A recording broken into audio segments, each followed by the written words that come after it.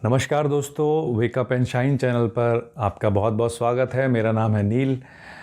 दोस्तों, महामारी का जो ये दौर चल रहा है उसमें मेरे घर में, आपके घर में, ऑलमोस्ट सभी घरों में कोई ना कोई सदस्य कोरोना से संक्रमित ज़रूर है।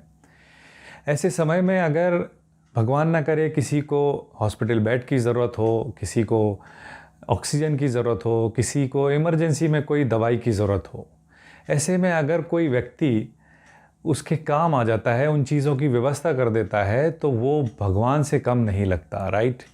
दोस्तों, हम आपको आज मिलवाने जा रहे हैं मध्य प्रदेश के एक ऐसे युवा नेता से जिन्होंने एक नहीं, दो नहीं, चार नहीं, ऐसे हज़ारों परिवारों की मदद करने की ठान ली। और उन्होंने अपने पिताजी से प्रेरणा लेकर, जो कि मध्य प्रदेश शासन में एक वरिष्ठ मंत्री हैं, पंडित गोपाल भार्गव, उनकी प्रेरणा से उन्होंने 100 बेड का एक अस्पताल ही तैयार करवा दिया। और ऐसा एक अस्पताल नहीं, उन्होंने 3 कोविड केयर सेंटर्स आज खोल चुके हैं और उसको अपनी निगरानी में, देखरेख में उसको चला रहे हैं और ऐसे हज़ारों परिवारों की मदद कर रहे हैं। तो दोस्तों, आइए मुलाकात करते हैं मध्य प्रदेश के इस युवा नेता अभिषेक भार्गव से, हमारे सहयोगी विजय विक्रम सिंह के साथ।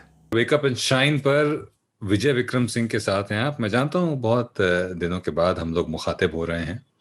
समय ही कुछ ऐसा था, समय काफ़ी ख़राब चल रहा था, फिर ठीक हुआ, फिर वापस हम उसी दौर में चले गए।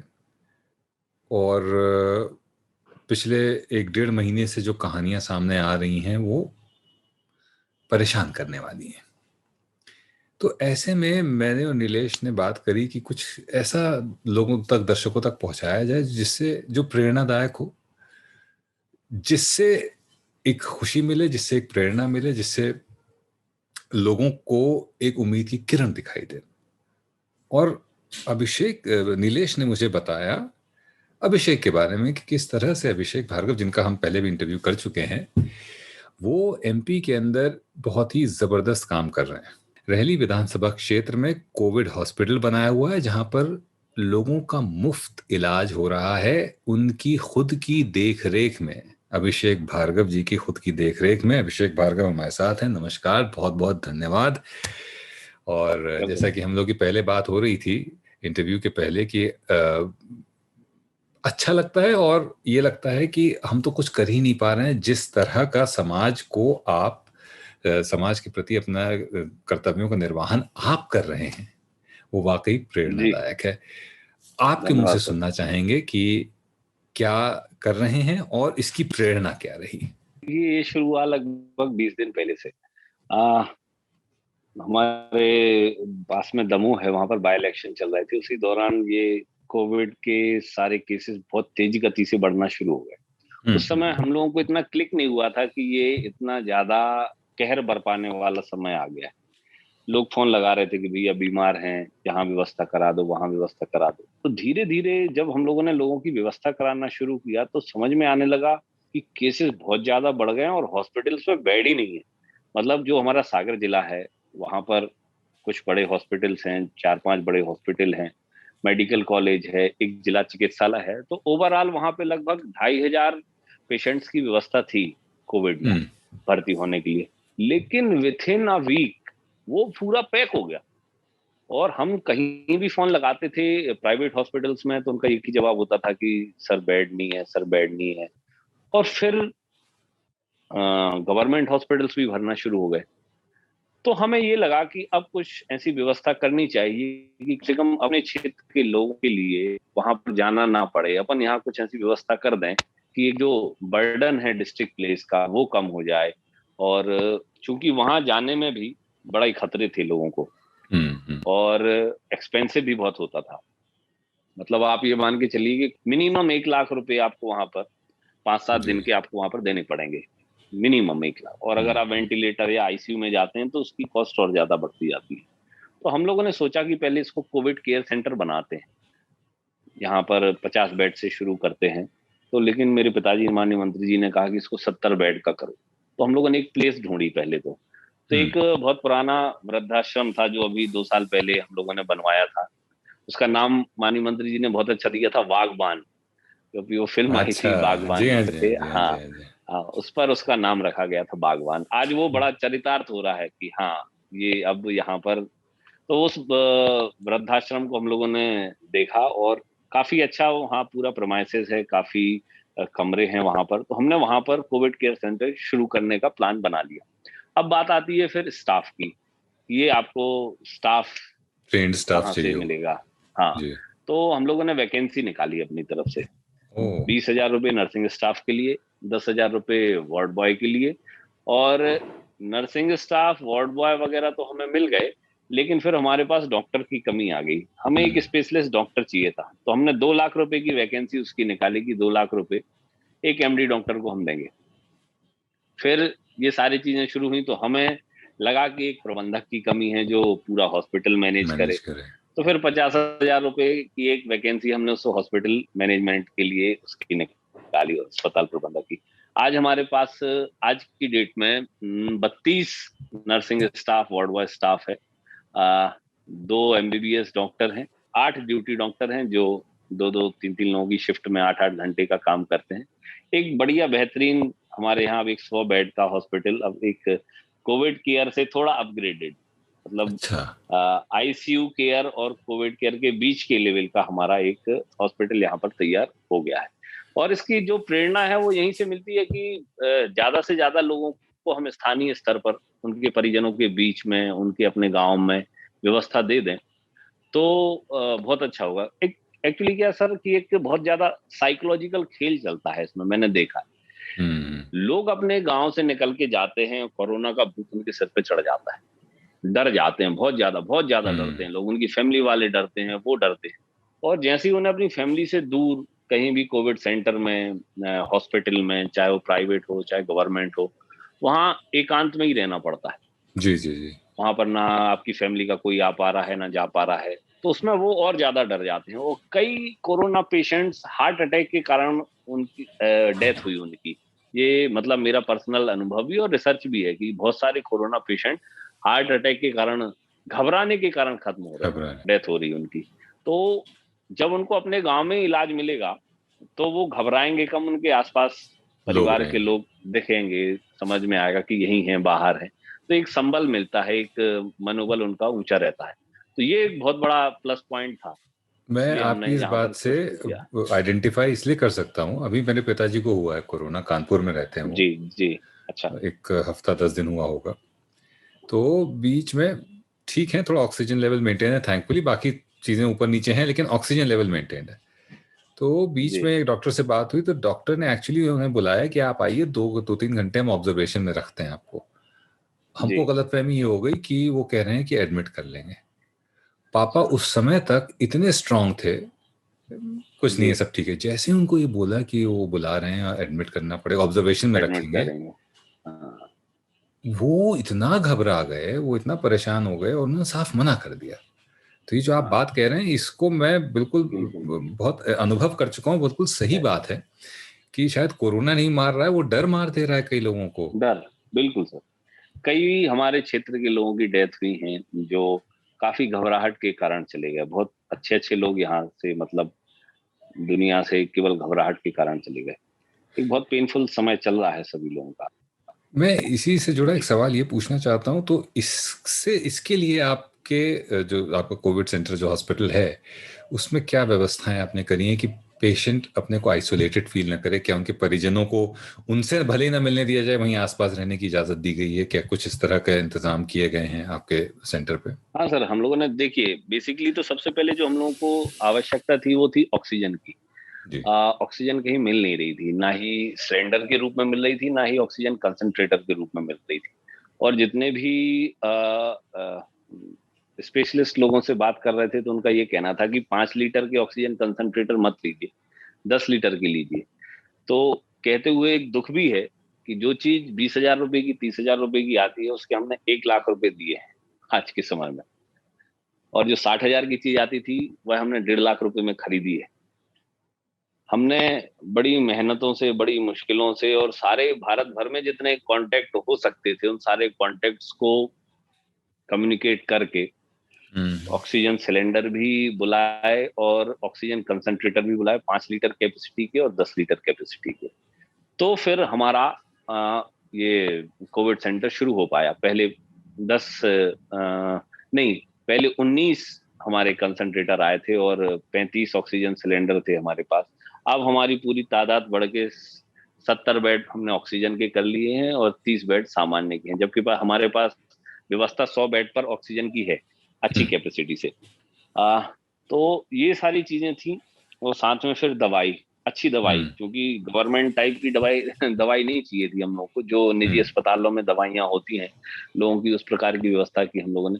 तो वो सारा जो पूरा प्रोफार्मा रहता है, जो सारा एक प्रिस्क्रिप्शन डॉक्टर्स प्रिस्क्राइब करते हैं, तो उन सारी मेडिसिन की हम लोगों ने व्यवस्था की, चाहे वो इंजेक्शंस हों, चाहे ओरली दी जाने वाली दवाइयाँ हों, कफ सिरप वगैरह हों, नेबुलाइजर हों, वेपोराइजर हों, ऑक्सीमीटर हों, थर्मल स्कैनिंग मशीन्स हों, ये सारी चीजें हमने वहां पर रखी।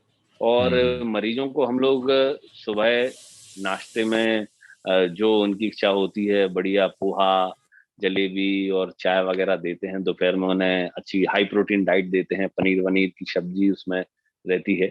ये सारी चीजें मैंने जो निजी हॉस्पिटल चला रहे हैं उन सभी से मैंने बातचीत करके उनकी पूरी डाइट बनवाई थी, और उसी डाइट के आधार पे 5 मील हम उनको पर डे दे रहे हैं। नाश्ता, फिर उनका खाना, फिर शाम को नाश्ता, फिर रात का खाना, और फिर दूध वगैरह रात तक हम उनको देते हैं, काढ़ा वगैरह हम पिलाते हैं।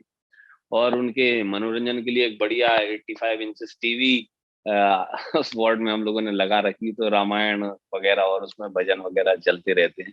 कभी कोई अच्छी मूवी आ रही हो पारिवारिक, तो वहां पर लगा दी जाती है। तो लोग, और साथ में हम उनकी फैमिली वालों को पीपीई किट देते हैं कि आप ये पीपीई किट पहन के अपने परिवार वालों से मिल लीजिए, उनसे बात कर लीजिए, उनको ढांढस बंधाइए, संबल दीजिए। तो एक चूंकि क्या है, परिवार के लोग पास में रहते हैं, तो एक मनोवैज्ञानिक जीत उस पर हो जाती है। तो ये सारी चीजें हम वहां पर दे रहे हैं। साथ ही एक्चुअली क्या है, अभी जब हमने ये कोविड सेंटर शुरू किया और कोरोना के सारे केसेस निकल कर सामने आए, तो एक चीज बड़ी ऐसी निकल कर आई जिस पर हमें सोचना पड़ा। कई लोग आरटीपीसीआर टेस्ट कर रहे थे, रैपिड एंटीजन टेस्ट कर रहे थे, तो उसमें कोरोना पकड़ में नहीं आ रहा था। कई लोगों की रिपोर्ट नेगेटिव आ रही थी, लेकिन सारे के सारे सिम्टम्स उनके जो थे वो कोरोना के ही थे। तो फिर क्या हुआ है, डॉक्टर्स ने सीटी स्कैन रेकमेंड करना शुरू किया कि सीटी स्कैन का स्कोर देखते हैं, सीटी स्कैन करें। सीटी स्कैन होता है 5,000 रुपए का, यहाँ पर सागर में एक एक व्यक्ति का 5,000 रुपए का सीटी स्कैन होगा। और चूंकि केसेस बहुत ज्यादा आने के कारण आरटीपीसीआर की जो रिपोर्ट है वो एक एक हफ्ते में आ रही है, 5-5 दिन में आ रही है, 6-6 दिन में आ रही है। और अगर 5-6 दिन व्यक्ति लेट हो रहा है कोरोना ट्रीटमेंट के लिए, तो फिर हाथ में कुछ नहीं रह पाता। तो हमने अपने पूरे सेंटर में और हमारी विधानसभा में जो सस्पेक्टेड लोग हैं, जिन्हें डॉक्टर ने रिकमेंड किया है कि आप सीटी स्कैन कराइए, उनके लिए हमने एक सेंटर से बात की है। एक टाइम स्लॉट ले लेते हैं, क्योंकि उसके सेंटर पे भी बहुत बर्डन है। तो एक टाइम स्लॉट ले लिया, रात में 8 से 9 बजे या शाम को 7 से 8 बजे वो हमें टाइम स्लॉट देते हैं। तो जितने लोग भी, हम लोग यहाँ पर एक हेल्पलाइन भी चलाते हैं, तो जितने लोग भी हेल्पलाइन में और हमारे कोविड सेंटर में संपर्क करते हैं, जितने लोगों की भी सीटी स्कैन होती है, तो हम एक एम्बुलेंस में बिठा के उनको सीटी स्कैन सेंटर ले जाते हैं, वहाँ सीटी स्कैन करा के वापस लेकर अपने यहाँ आ जाते हैं, टोटल फ्री। उनका पैसा वहां पर नहीं लगता है, वो सब हम लोग अपनी तरफ से करते हैं। तो हमारे सेंटर में सारी दवाइयाँ, डॉक्टर्स, नर्सिंग स्टाफ और पूरी उनकी हॉस्पिटैलिटी, सारी चीजें हम लोग फ्री दे रहे हैं। और कोई व्यक्ति यहाँ से रेफर होता है हायर सेंटर के लिए, तो उसके लिए भी हम लोग एम्बुलेंस, 2 एम्बुलेंस चलाते हैं, सीटी स्कैन वगैरह के लिए भी। और खाना उनके लिए भी देते हैं, उनकी फैमिली वालों के लिए भी देते हैं, जो बाहर उनके परिजन इंतजार करते रहते हैं, तो उनके लिए भी खाने का प्रबंध हम लोग करके रखें, और उनके रुकने की व्यवस्था भी हम लोग वहां पर करके रखें। सुन के ही इतना अच्छा लग रहा है, लेकिन साथ में ये भी एक दिमाग में ख्याल आता है कि ये लेबर इंटेंसिव और कॉस्ट इंटेंसिव दोनों है। लेबर इंटेंसिव क्योंकि इसमें आपको मैन पावर चाहिए, और क्योंकि मैन पावर चाहिए तो कॉस्ट है। ये कॉस्ट कहाँ से, क्या आप लोग खुद इसको पर्सनली देख रहे हैं या कुछ एड मिल रही है, या किस तरह से इसका नहीं, 80% तो सर इसको अभी हम लोग ही वहन कर रहे हैं, पूरी इसकी जो लागत खर्चा आ रही है, चाहे वो नर्सिंग स्टाफ की सैलरी हो, चाहे डॉक्टर्स की सैलरी हो, मेडिसिन हो, ऑक्सीजन कंसंट्रेटर हम लोगों ने अभी यहाँ पे 40 लाख रुपए के और ऑक्सीजन कंसंट्रेटर बुलाए हैं। और ये सारी चीजें तो हम लोगों ने अभी पर्सनली स्तर पर इसको सारा जमाया है, और साथ में हमें गवर्नमेंट का भी सपोर्ट मिल रहा है इसमें। कुछ डॉक्टर्स जो हैं, जो ड्यूटी डॉक्टर्स होते हैं, वह गवर्नमेंट की तरफ से आए हैं। कुछ नर्सिंग स्टाफ हमें गवर्नमेंट की तरफ से मिला है, और बीच बीच में दवाइयां भी हमें गवर्नमेंट की तरफ से मिल रही हैं। तो चूंकि 80-20 या 70-30 का रेशियो बनाकर हम इसको इम्प्लीमेंट कर रहे हैं इन चीजों को। अब खैर पैसे की तो अभी कोई वैल्यू है नहीं इस समय में, कहीं किसी के लिए है, कहीं किसी के लिए नहीं है। अगर ईश्वर ने इतना सक्षम बनाया है तो आज के दिन के लिए ही बनाया है, और अगर ऐसे में हम पीड़ित मानवता की सेवा नहीं करेंगे तो निश्चित तौर पर हमारा ईश्वर भी हमसे नाराज हो जाएगा। बहुत बहुत ही नेक ख्याल है, लेकिन इस नेक ख्याल के साथ एक प्रैक्टिकल सवाल भी उठता है। वो सवाल ये है कि कोरोना में जन सेवा शेर की सवारी की तरह है।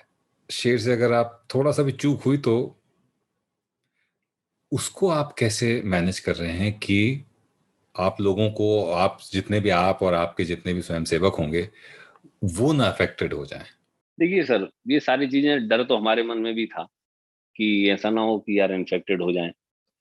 तो कुछ काम हमने किए। पहली तो मैंने अपनी फैमिली भोपाल शिफ्ट कर दी, क्योंकि मेरा छोटा बेटा भी है 3 साल का, और प्रेग्नेंट वाइफ भी है। तो मैं तो बहुत बहुत बहुत सबसे पहले तो बधाई उनको आपको मैंने, सबको। हाँ, थैंक यू सर। तो मुझे पता था कि चूंकि घर में पिताजी माताजी अलग अलग कमरों में रहते हैं, तो उनसे ज्यादा इतना हम लोगों को समस्या नहीं थी। लेकिन पत्नी और बेटे के साथ समस्या थी, तो उनको मैं भोपाल छोड़कर आया, और उसके बाद यहाँ पर पूरा कोविड सेंटर का हम लोगों ने शुरुआत की। एक ये किया, और दूसरा मैंने ये सोचा कि डरने से कोई मतलब नहीं है, क्योंकि 2-3 चीजें मैंने देखी।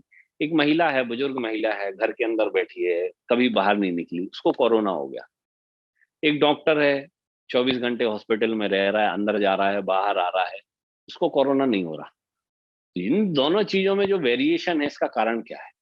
मैंने डॉक्टर्स से बात की, तो उन्होंने कुछ प्रोटोकॉल्स बताए कि आप पीपीई किट पहनिए, मास्क पहनिए, डबल और ट्रिपल लेयर के जो सर्जिकल मास्क आते हैं वो पहनिए, फेस शील्ड पहनिए या आंखों का कुछ ऐसा प्रोटेक्शन लगाइए, ग्लव्स पहनिए, और जब आप अंदर जाते हैं तो पेशेंट से थोड़ा डिस्टेंस बनाकर रखिए, क्योंकि आपको इलाज तो करना नहीं है, आप तो उनका हालचाल जानने ही जा रहे हो, चीजें देखने जा रहे हो, तो पेशेंट से थोड़ा थोड़ा डिस्टेंस बना के रखिए।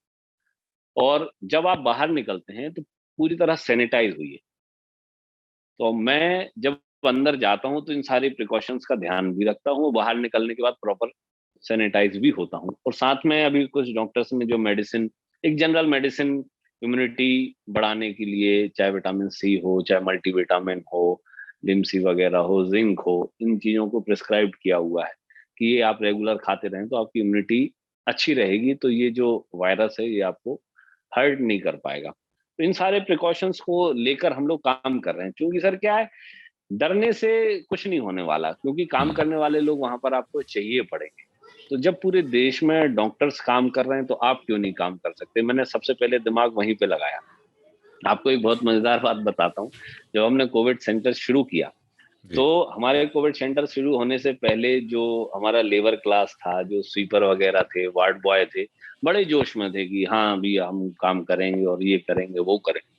जब वहां पर मरीज आना शुरू हुए और उन्होंने मरीजों की हालत देखी, और फिर डॉक्टर पीपी किट वगैरह पहन के और trained nursing staff PP kit पहन के उनको दिखता था, तो उनको एकदम पसीने छूट गए। मैं जब शाम को गया वापस दूसरे दिन, तो मैंने देखा यार ये तो बहुत अव्यवस्थाएं हैं, क्या हो गया है? कहने लगे साहब वो वार्ड बॉय भी नहीं आ रहे, स्वीपर भी नहीं आ रहे, गंदगी है। मैंने कहा यार ये तो बड़ी, उस डेट तक मैं भी अंदर नहीं गया था आईसीयू वार्ड के, मतलब बाहर ही बाहर से सारी चीजें संचालित कर रहा था। तो उस टाइम तक मेरे दिमाग में बड़ा डर भी था कि इन सारी चीजों से बच के रहना, अंदर नहीं जाना, बाहर बाहर से करेंगे। लेकिन वहां फिर अव्यवस्थाएं शुरू हो गई थी, क्योंकि आपके पास मैन पावर अंदर काम करने के लिए तैयार नहीं था।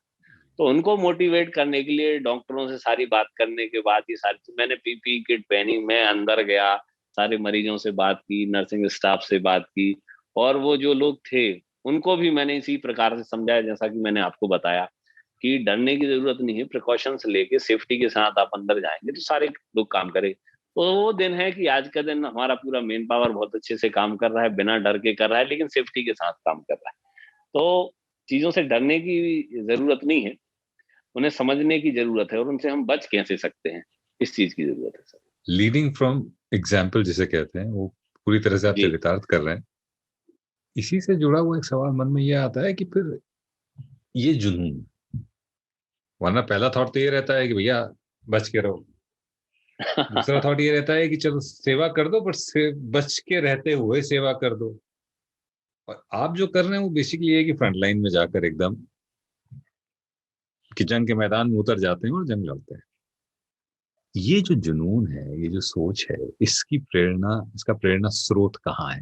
अब सर इसकी प्रेरणा तो सामने दिखती है सर, जब हम उस कोविड सेंटर में खड़े होते हैं। और आज की बात है सर, एक माँ अपने 6 महीने के बेटे को लेकर आई थी, दोनों पॉजिटिव थे, और उसका पति दूर खड़ा था, मतलब वो दरवाजे तक छोड़ के वो दूर खड़ा हो गया था। अब उस बच्चे की केयर के लिए माँ को भी रहना है, माँ की साथ बच्चा भी रहेगा, दोनों पॉजिटिव हैं, और आप उनसे दूर भागोगे तो 2 जिंदगियां खतरे में आएंगी। तो किसी को तो आगे आना पड़ेगा, और अगर आप आगे आ रहे हो और आपको देख के 4 लोग और हिम्मत बांध के हम्म। लोगों के ट्रीटमेंट के लिए फ्रंट लाइन में खड़े हो रहे हैं, तो फिर अब चूंकि लीडर का काम ही यही है ना सर, जी। हम पॉलिटिशियंस हैं, हमें लीडर कहते हैं लोग, तो इस टाइम देखना चाहिए ना कि भाई फ्रंट लाइन में ये भी खड़े। तब बिल्कुल। तो एक सोशल और बहुत अच्छा मैसेज आम लोगों तक जाएगा। नहीं तो लोग यही कहते हैं कि वो बस कोरोना में आम जनता मर रही है, नेता कोई नहीं मर रहा है, वो तो अपने घर में सो रहे हैं, वो तो अपने घर में पड़े हुए हैं, वोट मांगने के लिए आ जाते हैं, नेतागिरी करने के लिए आ जाते हैं। तो मेरे दिमाग में शुरू से यही था। खैर पॉलिटिक्स एक सेकेंडरी पार्ट है, प्राइमरी तो यही था कि लोगों को ज्यादा से ज्यादा हम लोग यहाँ पर अच्छी व्यवस्थाएं दे सकें, उसके लिए हम्म। सामने आना जरूरी था, इसलिए मैं आया। चैलेंजेस की अगर बात करें, क्योंकि छोटा मोटा काम नहीं है, 70 से 100 बेड आपने बना दिया है एक अस्पताल, आसान तो नहीं रहा होगा। स्टाफ का रिक्रूटमेंट आपने कहा कि आपने कर लिया, आसान वो भी नहीं रहा होगा। तो और क्या क्या चैलेंजेस थे जो इस लड़ाई में सामने आए, और क्या अच्छी बातें हैं जो आपको इंस्पायर कर गई हूँ? एक पहले चैलेंजेस से शुरू करते हैं। जी। चैलेंजेस तो शुरू से आए, जब हमने इस कोविड सेंटर को बनाने का निर्णय किया तो सभी लोगों ने मना किया, अरे क्यों क्यों, कौन चलाएगा, सब गड़बड़ हो जाएगा, वो तो गवर्नमेंट को करने दो, ऐसा है वैसा है। तो मुझे पता था कि गवर्नमेंट कोविड सेंटर के क्या हाल है, पिछली बार भी खुले थे। एक सामान्य जो होम आइसोलेशन में लोग रहते हैं उनके लिए कोविड, अगर उनके यहाँ घर पे जगह नहीं है तो आप कोविड केयर सेंटर में रख लो, वहां पे कोई ट्रीटमेंट होता नहीं है। एसिम्टोमेटिक लोग, जिन्हें अपन एसिम्टोमेटिक कहते हैं, कि जिन्हें कोई लक्षण नहीं है लेकिन पॉजिटिव है और घर में रहने का स्थान नहीं है, तो उनको वहां पे रख दो। मैंने कहा यार आइसोलेशन वार्ड तो नहीं शुरू करेंगे, करेंगे तो केयर सेंटर शुरू, जिसमें हम कुछ दवाइयां दे सकें, ऑक्सीजन की व्यवस्था कर सकें। तो पहले तो लोगों ने बहुत मना किया, फिर मैं अड़ गया, मैंने कहा नहीं बनाएंगे तो जरूर। तो फिर लोगों को लगा कि सीरियस है मामला। हम्म। तो फिर हम लोगों ने चीजें जमाना शुरू की। चैलेंजेस डे 1 से शुरू हुए थे। उन्होंने कहा ऑक्सीजन कहाँ से आएगी, इतनी ज्यादा क्राइसिस है। हमने कहा ऑक्सीजन के सिलेंडर ढूंढो यार। तो हम लोगों ने ऑक्सीजन के सिलेंडर ढूंढना शुरू किए, तो पूरे मार्केट में तो ठीक है, हमें एमपी भर में ऑक्सीजन के सिलेंडर नहीं मिले। और बाप फिर रे। जहां से भी आते थे कहते थे हमारे पास 5 सिलेंडर है, हमारे पास 10 सिलेंडर है। तो एक सिलेंडर की कीमत सामान्य तौर पर कोरोना के पहले 10,000 रुपये थी सर, और वो 35,000 रुपये उसकी वैल्यू बता रहे थे कि 35,000 रुपये में खाली ऑक्सीजन सिलेंडर देंगे। मैंने कहा यार चलिए ये भी हम परचेज करते हैं, लेकिन सडनली हमें 35 ऑक्सीजन सिलेंडर अवेलेबल हो गए। हम ऑक्सीजन कंसंट्रेटर मशीन्स के लिए लगे। तो शुरुआत में हमारे पास 5 oxygen concentrator machine, 7 oxygen concentrator machine आ गई, 5 लीटर कैपेसिटी की। हमें 10 लीटर की कैपेसिटी की जरूरत थी।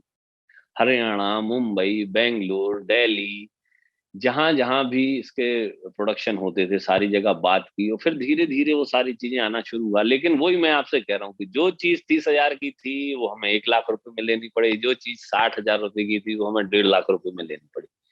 और इवन जो ऑक्सीजन सिलेंडर में फ्लो मीटर लगता है, जो फ्लो को कंट्रोल करता है, आपने देखा होगा कि ऑक्सीजन सिलेंडर के ऊपर एक फ्लो मीटर लगता है। जी जी जी जी। वो फ्लो मीटर मात्र 1,000 रुपए का आता है, उसको हमने 5-5 हजार रुपए में खरीदे। और वो फ्लो मीटर, आप ये मान के चलिए थोड़ी सी मिस हैंडलिंग में वो टूट जाता है, उसका फिर कोई यूज नहीं होता। तो ये टूटते भी रहे, हम बार बार बुलाते भी रहे।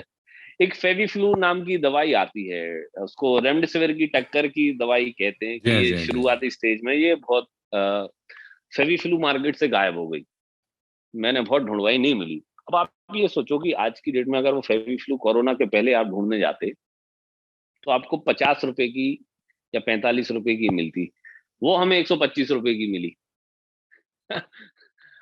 फिर भी हम लोगों ने खरीदी। और फिर उसके बाद ग्रेजुअली जब मैंने फेसबुक वगैरह पे, सोशल मीडिया पे इस चीज को डाला, तो बहुत सारे लोग आए जिन्होंने कहा, अरे भैया हम दिला देते हैं आपको, हम दिला देते हैं। तो कुछ लोगों ने फिर रेट कम में हमें दिलाने का प्रयास किया। मतलब जो चीज हमने शुरुआत में 125 रुपए की खरीदी, वो हमें 60 रुपए में भी लोगों ने फिर अवेलेबल कराई। और बहुत सारे इंजेक्शन, स्टेरॉइड वगैरह के जो इंजेक्शन चलते हैं, एंटीवायरल इंजेक्शन चलते हैं, उनकी मार्केट में से बहुत सारी चीजें गायब हो गई हैं, और मिल रही हैं तो बहुत हाई रेट पर मिल रही हैं। ये सारे आए। और स्टाफ के रिक्रूटमेंट में तो बहुत समस्या आई ही।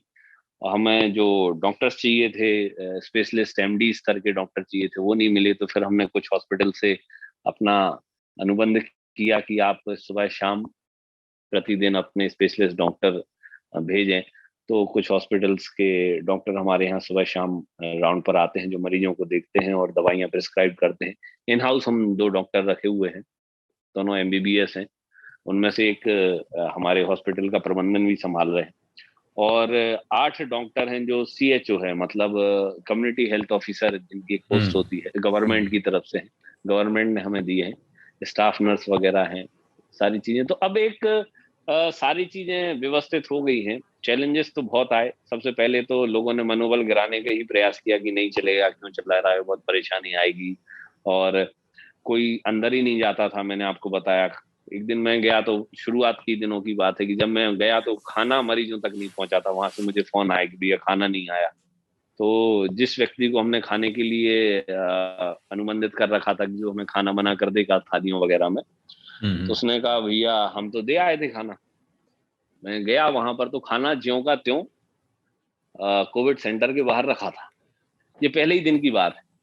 हमने कहा ये बांटा क्यों नहीं? कहले भैया अंदर कोई जाना नहीं चाह रहा, अंदर कोई नहीं जाएगा, हम तो यहाँ रख के जाएंगे, इसके अंदर हम जाएंगे नहीं। तो ये सारी चीजें आई। फिर लोगों को हम लोगों ने मोटिवेट किया, समझाया, सिखाया, तब जाकर ये सारी चीजें लाइन पर आ पाई।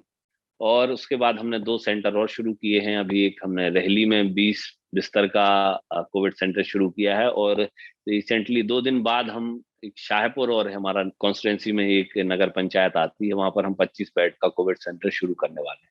रिक्रूटमेंट हमारे पूरे हो गए हैं। वहां पर भी ऑक्सीजन कंसंट्रेटर और दवाइयां सारी इत्यादि वहां पर। अब चूंकि क्या है, पूरी व्यवस्था पटरी पर आ गई है, अनुभव हो गया है, एक्सपीरियंस हो गया, तरीका पता चल गया, तो ये सारी चीजें अच्छी होती जा रही। एक जो चीज आप पूछ रहे थे, किस चीज ने आपको प्रेरणा दी, तो जिस दिन ये खाने की बात मैं आपको बता रहा हूँ ना, कि खाना कोई बांटने नहीं जा रहा था, तो एक 18-19 साल की बच्ची मेरे पास आई सर, अपने फादर के साथ। और कहने लगी कि भैया मुझे काम करना है यहाँ पर। मैंने कहा बेटा अभी तो तुम बहुत छोटे हो, आप वो हो जाओगे, इन्फेक्टेड हो जाओगे। बाप रे। कहने लगी भैया मैं आपकी बात सुन रही थी कि यहाँ पे कोई खाने देने वाला नहीं है, तो मैं ये काम करना चाहती हूँ, अगर आप मुझे इजाजत दो तो मैं मरीजों को खाना। मैंने मजा। कहा बेटा तुम्हारी बात तो बहुत अच्छी है, लेकिन तुम इन्फेक्टेड। तो उसके फादर ने कहा कि नहीं भैया, आप वो हम पीपी किट वगैरह डॉक्टर साहब जैसा भी बताएंगे हम लोग वैसा करेंगे। तो वो दिन है कि आज का दिन मरीजों को खाना वही बच्ची वहां पर पीपी किट वगैरह पहन के दोनों टाइम का खाना, सुबह का नाश्ता वो देने क्या जाती है। बात। उनको देखकर इतना अच्छा लगा कि इतने बड़े बड़े लोग डर रहे हैं, और ये यंगस्टर मतलब क्या खुद की बात। प्रेरणा से क्या बात। आगे आकर सेवा करने के लिए लोग इतने। देखिए बाहर से सेवा करने वाले बहुत सारे फोन आते हैं कि मैं इतना आर्थिक अनुदान देना चाहता हूँ, हाँ। मैं ये चीज पहुंचा देता हूँ, वो चीज पहुंचा देता हूँ, जिसकी भी अपनी एक वैल्यू है। लेकिन ये चीज जो आपके सामने आती है कि लोग खुद आके कह रहे हैं कि मैं कोविड सेंटर में फिजिकली सेवा करना चाहता हूँ, मरीजों को खाना दूंगा, उनकी सेवा करूंगा, ये हम लोगों का मनोबल खुद भी बढ़ाती है और एक बहुत पॉजिटिव चीज है, प्रेरणा देती है। और ये मेरे ख्याल से ये भी बात बाहर आनी चाहिए किस तरह से उस बच्ची ने जो किया। आपकी बात तो खैर कमाल है ही है। उन लोगों के लिए उस बच्ची की कहानी प्रेरणादायक है जिनको ये लगता है कि भाई हम आर्थिक रूप से सक्षम नहीं है तो हम कैसे कर सकते हैं। ये भी एक बिल्कुल तरीका है बिल्कुल बिल्कुल बिल्कुल। अपना कंट्रीब्यूशन देने का। अभिषेक भार्गव, कमाल की बातचीत रही आपसे और कमाल का काम कर रहे हैं आप। शब्द नहीं है बयां करने के लिए कि जो आपकी सोच है और जिस तरह से आप उस सोच को अंजाम दे रहे हैं वो कितना प्रेरणादायक है सबके लिए। एक जिंदगी भी अगर बचा लेते हैं तो हम अपने आप को बड़ा समझते हैं। आप 70 से 100 बेड का अस्पताल चला रहे हैं को, और वो भी इस काल में जबकि हर चीज बारूद के ढेर पे बैठी हुई है। बिल्कुल बिल्कुल। एक आखिरी चीज जो मैं आपसे जानना चाहूंगा, कोई ऐसी अपील जो आप लोगों से करना चाहें, हाँ, आपके कोविड सेंटर से जुड़ी हुई कोई अपील मध्य प्रदेश या आपके आसपास के जिलों के लोगों से? मैं तो शुरू से यही अपील कर रहा हूँ और आपके चैनल के माध्यम से भी यही अपील करूंगा कि बहुत ही ज्यादा संक्रमण का समय है, इसको लाइटली मत लीजिए, घबराइए मत, लेकिन सावधानी पूरी रखिए, क्योंकि अब इसका जो कम्युनिटी स्प्रेड हम सुनते आते थे, एक वर्ड सुनते आ रहे हैं 1 साल से, अब ये कम्युनिटी स्प्रेड हो गया है, गांव गांव में कोरोना पहुंच चुका है। और एक बहुत ही खतरनाक बात और ये हो रही है कि इस बार नौजवानों को हिट कर रहा है, बहुत ज्यादा हिट कर रहा है। तो जो बहुत सारी डेथ्स हो रही हैं वो नौजवानों की हो रही है। मैंने खुद अपने बहुत सारे मित्रों को इस पूरे पेंडेमिक के दौरान खो दिया है, जिनका एक बहुत ज्यादा दुख मुझे, मेरे पूरे परिवार को है। तो मैं आप सभी लोगों से कहना चाहता हूँ कि अ, एक तो ग्रामीण क्षेत्र के लोग देरी ना करें। अगर आपको सिम्टम्स लगते हैं तो उन्हें साधारण सर्दी, खांसी, बुखार या टाइफाइड या मलेरिया समझ के गांव में ही झोला छाप डॉक्टर और जो छोटे मोटे डॉक्टर होते हैं उनके चक्करों में ना पड़ते हुए आप सीधा अपने सामुदायिक स्वास्थ्य केंद्र या प्राथमिक स्वास्थ्य केंद्र या जिला चिकित्सालय पहुंचे, वहां पर आप ट्रीटमेंट कराएं और अपनी जांच कराएं। सर, मैंने देखा है कि जो लोग गांव में रुक रहे हैं 6-6, 7-7 दिन, 8-8 दिन, फीवर है, सर्दी है, खांसी है, कफ है, और उन्हें वो सामान्य वायरल समझ रहे हैं, किसी लोकल के डॉक्टर ने उन्हें कुछ दवाई दे दी, उसी को खा रहे हैं। इन लोगों की हालत बहुत ज्यादा खराब हो रही है। आज हमने हमारी पूरी कॉन्स्टिट्यूएंसी में पैम्पलेट भी बंटवाए हैं इसी को लेकर कि आप लोग देरी ना करें। हमने हर जगह व्यवस्था की है, स्पेशलिस्ट डॉक्टर हैं, आपकी इलाज की व्यवस्था है, आपके रुकने की व्यवस्था है, खाने पीने की, आने जाने की सारी व्यवस्था की है। तो घर पर ट्रीटमेंट मत लीजिए। अगर डॉक्टर आपको प्रिस्क्राइब करता है स्पेशलिस्ट कि आपको होम आइसोलेशन की जरूरत है इन मेडिसिन के साथ, तो आप होम आइसोलेट होइए, अपने मन से होम आइसोलेट मत होइए। और मैं सभी लोगों से निवेदन करूंगा कि घर से निकलने से अभी जितना हो सके उतना बचिए। बाहर बहुत खतरा है। आपके ऊपर आपके परिवार की जवाबदारी, आपके माता पिता, पति पत्नी, बच्चे, इस देश की, समाज की, तो पूरे देश को आपकी बहुत ज्यादा जरूरत है। मैं ही नहीं, आपकी भी बहुत ज्यादा जरूरत है। इसलिए मैं आप सभी से निवेदन कर रहा हूँ कि घर से बेवजह मत निकलिए। अगर निकल रहे हैं तो मास्क का प्रयोग जरूर कीजिए। मास्क बहुत ही रामबाण इलाज है इसको, कोरोना को रोकने के लिए। सोशल डिस्टेंसिंग और मास्क के माध्यम से आप कोरोना से बच सकते हैं और दूसरे लोगों को भी संक्रमित होने से बचा सकते हैं। मेरी आपसे यही अपील है। और दूसरी अपील मैं यही करना चाहता हूं कि गवर्नमेंट, नेता या सरकारी सुविधाओं को कोसने से अच्छा है कि आप अपने स्तर पर समाज की क्या मदद कर सकते हैं उस पर विचार करना प्रारंभ करें। क्या आप अपने घर से मरीजों के लिए खाना दे सकते हैं, उसका भी हमें प्रयास करना चाहिए। अगर आपके पास 2 पैसे ज्यादा हैं तो 1 पैसे से आप किसी बीमार व्यक्ति की इलाज की व्यवस्था कर सकते हैं, तो वह आपको करनी चाहिए, क्योंकि यह समय कोसने का नहीं है, विरोध जताने का नहीं है। अभी समय है एकजुटता दिखाने का। मैं आप सभी से निवेदन करता हूं कि एकजुट होकर इस कोरोना को हराने में सामाजिक सहयोग के साथ हम सभी लोग आगे बढ़ें। निश्चित तौर पर हमारे हौसले और जज्बे की जीत होना तय है, लेकिन पॉजिटिविटी के साथ सकारात्मकता बहुत जरूरी है। Thank you so much. Abhishek Bhargav, मेरे पास शब्द नहीं है बयां करने के लिए कि आप जो कर रहे हैं उसका महत्व क्या है और आप जो कर रहे हैं वो दूसरों के लिए कितना प्रेरणादायक है। जी, युवा समाज सेवी और एक युवा के तौर पर समाज सेवा को नई दिशा देने के लिए बहुत बहुत धन्यवाद, और हमसे बात करने के लिए बहुत बहुत थैंक यू सर। धन्यवाद। वेकअप एंड शाइन पर ये थे अभिषेक भार्गव, जिन्होंने न केवल युवा राजनीति को बल्कि युवा समाज सेवी के तौर पर अपनी एक अलग पहचान बनाई है। और ये जो अभी इन्होंने पिछले कुछ महीनों में कार्य किया है, ये हम सब के लिए एक प्रेरणा है कि हम अपने अपने स्तर पर किस तरह से समाज की मदद कर सकते हैं, खास तौर पर इन मुश्किल समयों में। वेकअप एंड शाइन पर विजय विक्रम सिंह के साथ अभिषेक भार्गव से बातचीत कर रहे थे। नमस्कार दोस्तों, उम्मीद करता हूँ कि आपको ये वीडियो ज़रूर पसंद आया होगा। ऐसे बहुत सारी इंस्पिरेशनल स्टोरीज़ को देखने के लिए आप प्लीज़ सब्सक्राइब कीजिए हमारा चैनल वेकअप एंड शाइन। और अगर आपके आसपास कोई ऐसी स्टोरी है, कोई ऐसा व्यक्ति है जो ऐसे प्रेरणादायी काम कर रहा है, समाज सेवा का काम कर रहा है, तो आप हमें कमेंट करके ज़रूर बताइए। आपके सुझाव और आपके कमेंट्स आमंत्रित हैं। नमस्कार दोस्तों। सब्सक्राइब कीजिए वेकअप एंड शाइन चैनल को और बेल आइकन को दबाइए। यहाँ आपको मिलेंगी ढेर सारी मोटिवेशनल कहानियाँ, इंस्पायरिंग इंटरव्यूज और बहुत सारा positive content. Stay positive, keep shining.